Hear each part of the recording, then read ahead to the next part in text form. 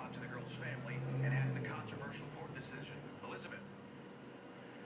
Absolutely. Jason, good afternoon. You know, the court announced their decision yesterday, and yes, the family tells us they're very disappointed, but they believe, their theory is that the high courts are narrowly interpreting this case, and the law really applicable to this case, because they're hoping that they don't set legal precedent for future cases similar to this one.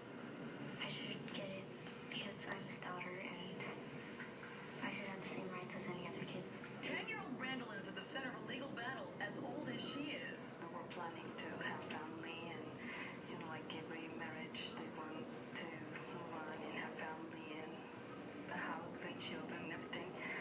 And then he died. Gabriela says her husband, Bruce Vernoff, was 35 years old when he died in his sleep as a result of an allergic reaction to prescription drugs. We lost a son, and you know how difficult that is at that time. And certain things helped us get over that, for sure.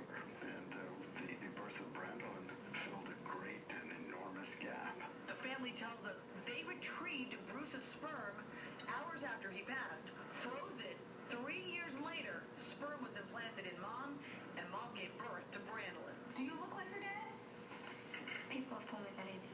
But according to Social Security and now the California Appellate Court, because Brandolyn was conceived after her father's death, she's not entitled to dad's Social Security benefits because the courts so far believe the marriage ends at the moment of his demise. And we tried to argue and made the argument that if Brandolyn had been conceived and he passed away and then she's born, they're still considered married. It'd still be a product of that relationship.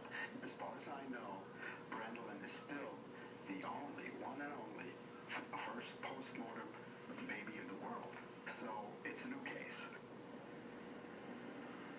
Very interesting case as well. So what is next legally? Well, family attorney tells me that they would go back to the appellate court, go before 11 judges, and if that doesn't work, then they got to go to the highest court of the land, and that is the Supreme Court. And Grandpa says